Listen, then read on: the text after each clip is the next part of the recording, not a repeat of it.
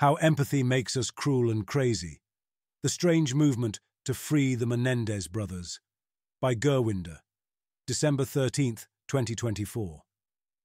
On 20th of August 1989, 21-year-old Lyle Menendez and his 18-year-old brother Eric burst into their parents' Beverly Hills mansion and shot them dead. They claimed they'd done it because their parents had sexually abused them. In 1996, after two highly publicized murder trials, the brothers were found guilty and jailed for life. Now, decades later, interest in the case has surged again. In September, a Netflix show based on the murders became the most watched show on the platform, and the Menendez brothers' wiki page became the most viewed entry on Wikipedia. Over 400,000 people, mostly women, have now signed a petition to free the brothers, arguing they're victims whose claims of sexual abuse were not taken seriously in the 1990s. Their demands have been echoed by high-profile figures like George Gascon, who, as District Attorney of Los Angeles County, recommended Lyle and Eric be resentenced and released. Next month, the brothers will attend a hearing that could finally see them freed. The problem is, the brothers are not actually victims. They're liars and murderers. And the only reason they now have widespread support is that culture and technology has turned empathy into an emotionally transmitted disease that debilitates thought. Put simply, stupidity has gone viral. The facts of the case are well established. The brothers initially blamed the murders on the mob, but Eric later confessed to his therapist, Dr. Jerome Oziel, that he and Lyle were responsible. Eric claimed they killed their father, Jose, because he was domineering, and their mother, Kitty, because she was hopelessly depressed. Neither Eric nor Lyle mentioned sexual abuse to Oziel, nor did they mention it to their first lawyer, Robert Shapiro. Their abuse claims only emerged after they met Eric's second lawyer, Leslie Abramson, several months later. Abramson had recently helped 17-year-old Arnel Salvatierra avoid a murder conviction for killing his father. She'd done this with a new kind of legal defense, portraying Salvatierra as a victim of abuse by his father. Evidently, she believed this approach could also work for Lyle and Eric. However, to clear the brothers of murder, it wasn't enough to make the case they'd been sexually abused, because murder committed in revenge for abuse is still murder. Abramson also had to show the brothers believed they were in imminent danger from their parents and were acting in self-defense. But this claim was disproven by the clear evidence of premeditation.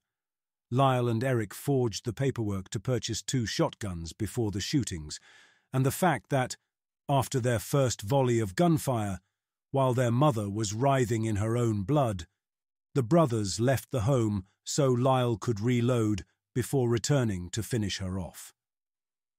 Nevertheless, Abramson, together with Lyle's lawyer, Jill Lansing, decided to build a self-defense case, arguing the brothers had acted after confronting their parents about the sexual abuse, causing their father to threaten them, which in turn caused Lyle and Eric, traumatized by decades of abuse, to panic. This was a tough strategy because not only was there no good evidence the brothers had been in imminent danger, there was also no good evidence they'd been sexually abused. The abuse claims rested on questionable items like a doctor's report of an unexplained throat injury Eric got aged 7, declared by expert witnesses as possibly caused by oral rape. Other evidence included an envelope in Kitty's possession that contained 2 nude photos of Eric and Lyle as boys. However, the angles of the photos suggest they were selfies. There was much better evidence the brothers were greedy. Days after the murders, they embarked on an extravagant spending spree, buying Rolexes, Porsches, and even a buffalo wings business. Further, Eric told Oziel he'd feared his father would disinherit him, and Lyle hired a computer expert to delete what was likely his father's recently updated will, preserving the original 1981 will, which left everything to Lyle and Eric. The brothers had already shown they were willing to commit crimes for money. A year before the murders, They were caught committing a string of burglaries in their Calabasas neighborhood, stealing around $100,000 in goods. Given that Lyle and Eric didn't have the facts on their side, their lawyers had to get creative. Abramson and Lansing tried to portray the brothers as sweet and naive kids. They dressed them in boyish clothes like school-style sweaters. Lansing kept referring to them in court as the children, and Abramson would often maternally place her arm round Eric and pick lint off his sweater. Her behavior was so conspicuous, the judge reprimanded her for it. Image. Eric's lawyer, Leslie Abramson, pictured dressed the brothers in boyish sweaters. But the lawyers' infantilization of their clients wasn't just restricted to gestures. To sell the brothers as abuse victims who feared for their lives, Abramson and Lansing turned to the wealth of abuse-related pseudoscience in the field of psychology. For instance, they used a vague checklist of sexual abuse symptoms developed by therapist E. Sue Bloom, an advocate of the pseudoscientific idea of repressed memories, which in the 80s and 90s led to many people being jailed for sexual abuse they didn't commit. Abramson and Lansing also received diagnostic advice from Paul Mones, a lawyer with no clinical training. 8 of the things the brothers claimed their father had done to them, such as poking them with pencils during rape, are mentioned in case studies in Mones' book, When a Child Kills. The brothers' aunt Terry Barrault apparently told the journalist Dominic Dunn that Lyle and Eric had read Mones' book in jail. This was corroborated by a prisoner who shared a cell block with Lyle for 2.5 years and told the prosecutors Lyle had read every book he could find on child molestation. It's therefore likely the brothers had the knowledge to fool psychiatrists into diagnosing them as abuse victims. Some of Lyle and Eric's friends and family also came forward to testify for them. The strongest testimony came from the brothers' cousin Diane Vandermolen, who claimed Lyle told her when he was 8 that he was being abused. But the credibility of her testimony became suspect. When it transpired, Lyle had repeatedly tried to get friends to lie for him. Ultimately, the jury was unable to reach a verdict in either Lyle's and Eric's cases, so a new trial was held in which both brothers were tried together. Since Abramson and Lansing had failed in the first trial to show that the brothers' supposed sexual abuse gave them a valid self-defense argument, testimony regarding the abuse allegations was not permitted by the judge in the second trial. Under these conditions, the jury at the second trial reached a unanimous decision that Lyle and Eric were guilty of murder, and the brothers were jailed for life with no possibility of parole. In other words, justice, according to contemporary California law, was done. The brothers received the sentence they were due because even if they had been sexually abused, which they likely were not, they had no case for self-defense. They planned their parents' murder, killed them while they were watching TV, and then celebrated by lavishly spending their money. And yet, decades later, millions of people, especially women, are now treating the brothers as victims. This isn't the first time this has happened. In 2015, the Netflix documentary Making a Murderer deceived millions of people that the rapist and killer Stephen Avery was an innocent victim of corrupt police. A petition to release Avery was signed by over 500,000 people, again, mostly women, despite the significant evidence against him. So why are people, and particularly women, so easily convinced that cold-blooded killers are victims? It can't simply be a lack of intelligence. While support for the Menendez brothers is currently being led by celebrities not famous for their IQs, such as Kim Kardashian and Rosie O'Donnell, equally gullible campaigns for murderers have in the past been led by respected intellectuals. In 1977, the Pulitzer Prize-winning novelist Norman Mailer was awestruck by the writing ability of the convicted killer Jack Henry Abbott, and, convinced he was reformed, called for his release. The wish was granted, and Abbott used his newfound freedom to stab a waiter to death. A few years later, Nobel Prize-winning novelists Günter Grass and Elfriede Jelinek, touched by the writings of rapist and murderer Jack Unterweger, petitioned for his freedom, and when he was released, he celebrated by raping and murdering 9 more women. The award-winning authors who misplaced their trust in murderers may have been deluded, but they can't be accused of being particularly stupid. Instead, their delusions were born of a more surprising weakness: empathy, or the tendency to try to feel what others feel. It was after reading the eloquent words of Abbott and Unterweger and walking in their supposed shoes that the novelists began to push for their freedom. And it was after being transported into the apparent shoes of Stephen Avery via Making a Murderer that 500,000 people petitioned for his release. The Menendez brothers were masters of evoking both empathy and sympathy. Eric was an aspiring actor, and Lyle admitted to his biographer Norma Novelli that he practiced how to cry convincingly. The 911 call the brothers made shortly after killing their parents, in which they wailed and wept while lying that they'd innocently stumbled upon their parents' bodies, shows they were both convincing actors. Like Abbott and Unterweger, Lyle and Eric were also imaginative storytellers. Both had written works of fiction, and they used their skills to embellish their story of abuse with intimate, if sometimes far-fetched, details. For instance, Eric claimed he secretly laced his father's tea with cinnamon so his semen would taste better. This made no sense, since Jose would easily have detected such a strong flavor in his tea. The brothers made heavy use of their acting and storytelling abilities in the first trial, telling vivid tales of abuse while weeping with cinematic gravitas. Both brothers sought to portray Eric as the main victim of abuse, and Lyle as his heroic protector. Back then, just as now, their claims proved more persuasive to women than men. Eric's trial resulted in a hung jury, with all 6 of the male jurors pressing for a murder conviction, and all 6 female jurors pressing for a lesser conviction due to accepting the brothers' claims of abuse. One reason for this disparity may be that women, like award-winning novelists, tend to be more empathic than the average man. A substantial number of studies have found that in mock sexual abuse trials, female jurors tend to be significantly more empathetic toward the alleged victims, lending greater weight to the expressed emotions and personal testimony of the alleged victims when deciding on the verdict.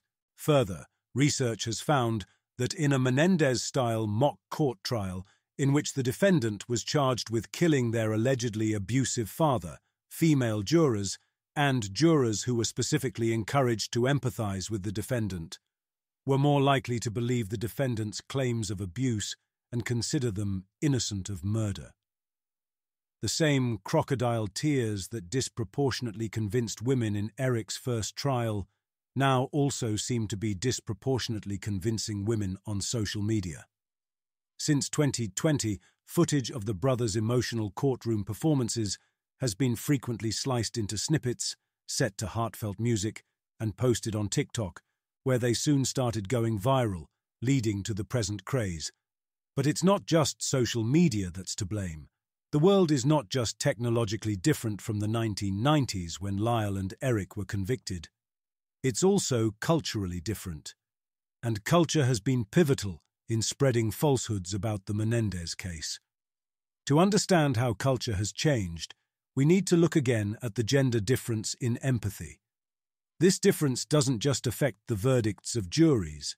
It likely also impacts the entire field of psychology, which in the 20th century was dominated by men, but in the 21st has increasingly become dominated by women. Between 2011 and 2021, the share of registered female psychologists in the US increased from 61% to 69%. And in the UK, women now make up over 3/4 of all registered psychologists. This demographic shift has been accompanied by a shift in the way psychology is conducted, from the old masculine approach of objectifying humans as specimens to be studied with cold and often cruel detachment, to a more feminine, empathic approach that centers the feelings and lived experience of those under examination, even if this conflicts with objective reality. The social sciences shape mainstream culture because they define which human behaviors are normal and healthy and which are aberrations to be cured. In a patriarchal country like Iran, for instance, female immodesty is often considered a mental illness, and a mental health clinic will soon open to treat women who refuse to wear the hijab. Meanwhile, the West's matriarchal field of psychology has arguably biased society in the other direction, such as by normalizing empathy and defining a lack of it as a problem to be fixed. This would help explain why the last 2 decades have seen a surge in the use of the word empathy in published books. Image. The graph shows the frequency of the word empathy in published books from 1800 to 2022, with the data indicating an extremely low and stable usage until around 1960, followed by a dramatic exponential increase starting around 1980 that accelerates sharply after 2000. The y-axis measures the percentage of occurrence ranging from 0% to 0.01011%, while the line remains nearly flat for most of the timeline before shooting upward in a steep curve during the most recent decades. The rate at which the word empathy appears in published books has surged. Google Ngram. A consequence of Western society's idolization of empathy is that certain myths have been allowed to spread because they're empathogenic. They foster empathy. The most important of these myths is blank slatism, a model of people as blank slates who have little to no inherent nature but are shaped largely by culture. Under this view, people only become criminals due to negative experiences such as abuse or poverty, so a core part of any criminal case becomes identifying the trauma that produced the criminal. This is a seductive view for social scientists because it means anyone can be fixed through exposure to the right environment. Further, this view encourages empathy because it's easier and more rational to empathize with others if we're all fundamentally the same person, differentiated only by experience. The trouble is, we're not. Blank slatism has been resoundingly disproven by decades of twin studies. It's also disproven by common sense.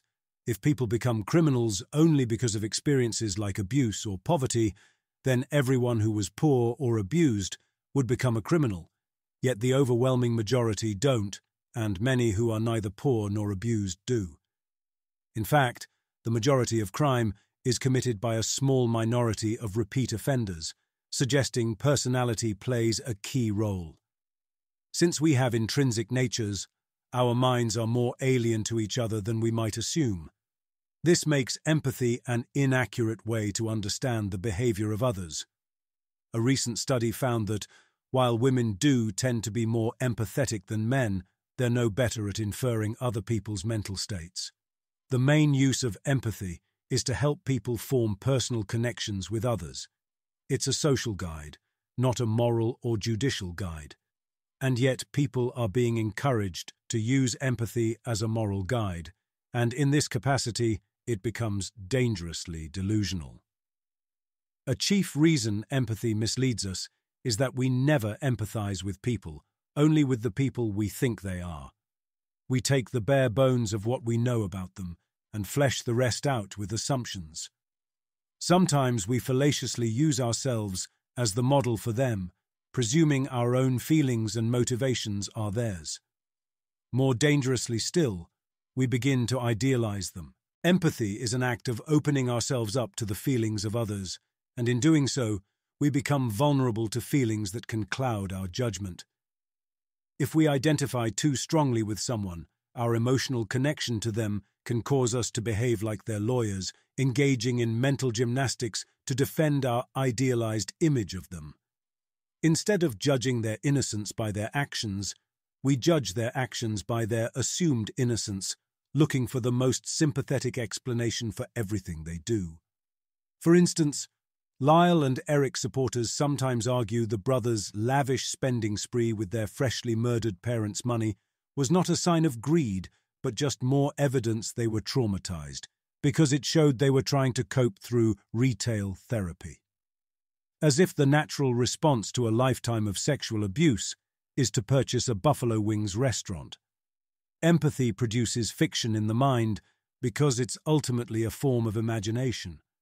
The fact that movies and literature can easily make us empathize with fictional characters shows how easily our empathy can be hacked. This may explain why Cooper Koch, who plays Eric Menendez in the hit Netflix show Monsters, became convinced the brothers are telling the truth and even visited them in prison. He had to put himself in Eric's shoes as a full-time job, but he never actually empathized with Eric, only with the idealized version of Eric he'd chosen to portray.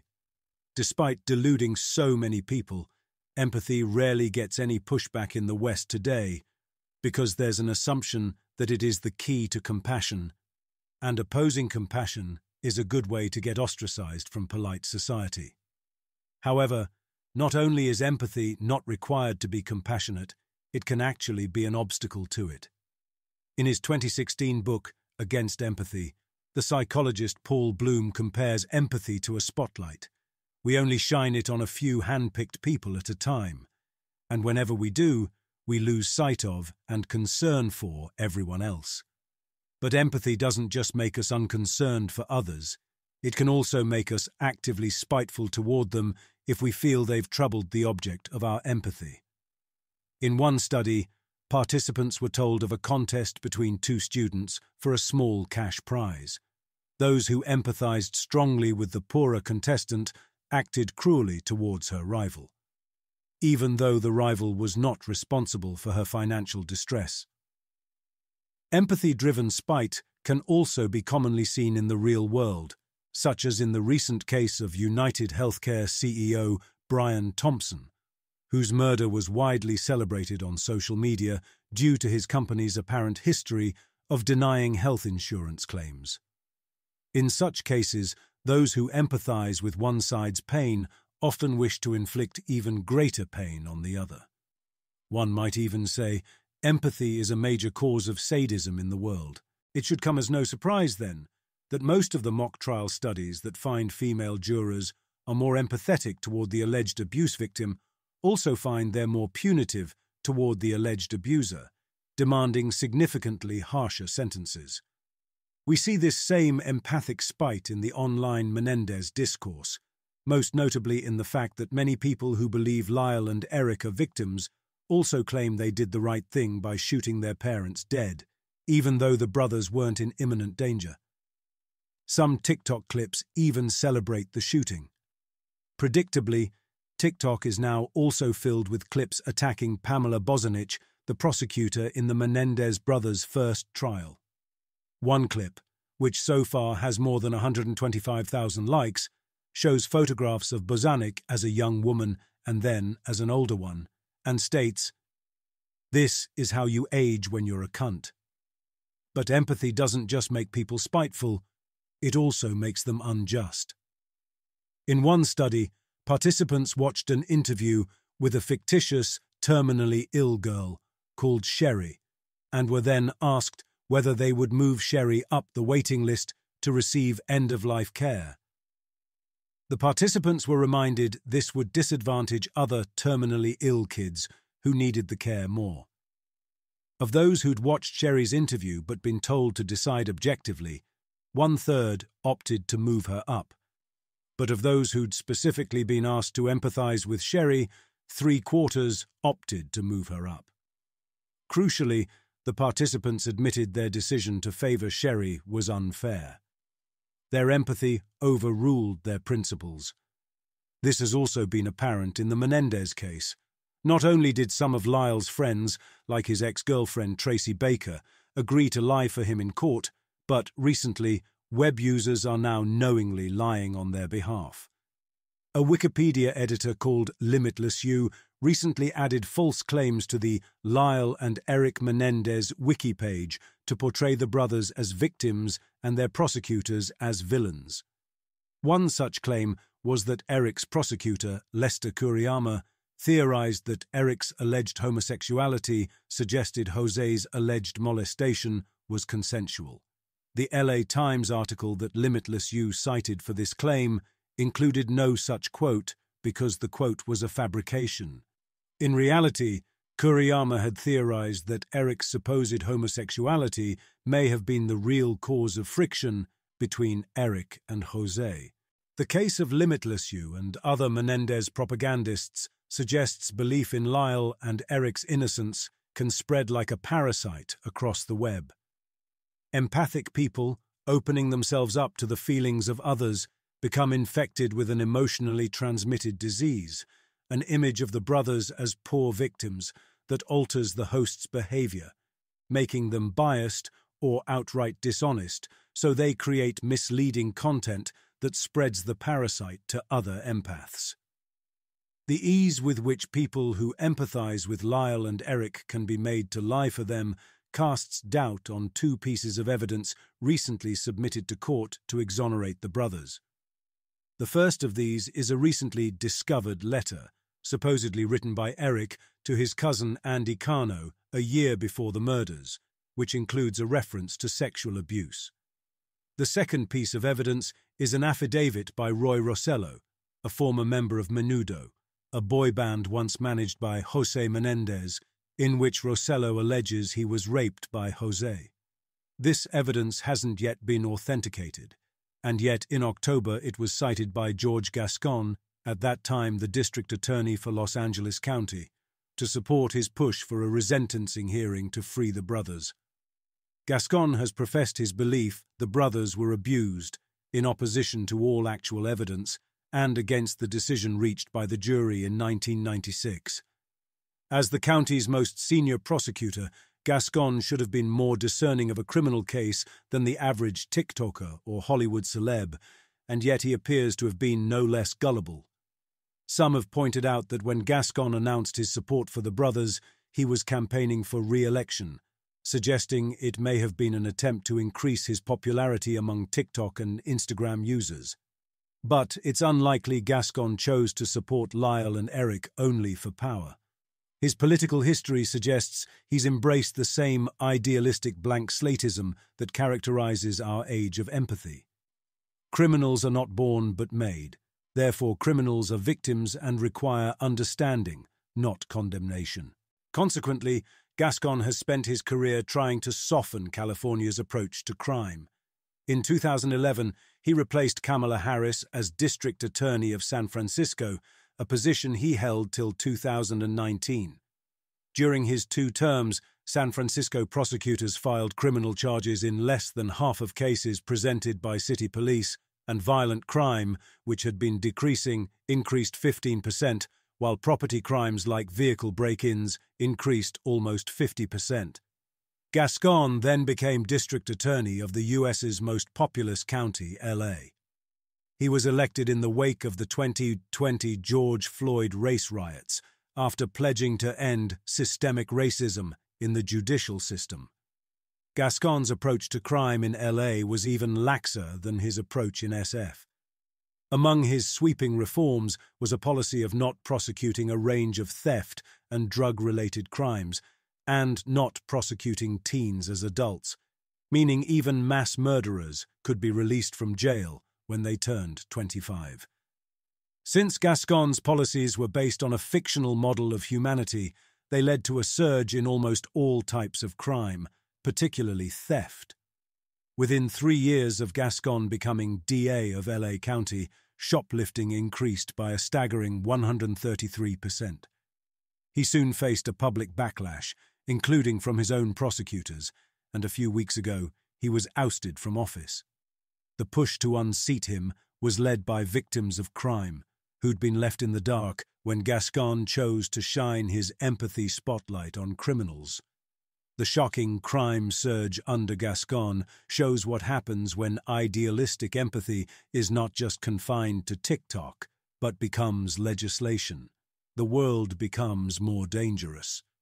Despite Gascon being evicted from office, the Menendez brothers could still be freed next month, due to a habeas corpus petition they filed last year, backed by huge public pressure. For those of us who value objectivity, the best we can do is to learn and share the lesson of the Menendez fiasco, that empathy doesn't work as a moral or judicial guide. Far from making us good, it makes us gullible, biased, dishonest, cruel, and unjust. If we wish to know who's right and wrong, guilty and innocent, we should spend less time trying to inhabit other people's heads and make more use of our own.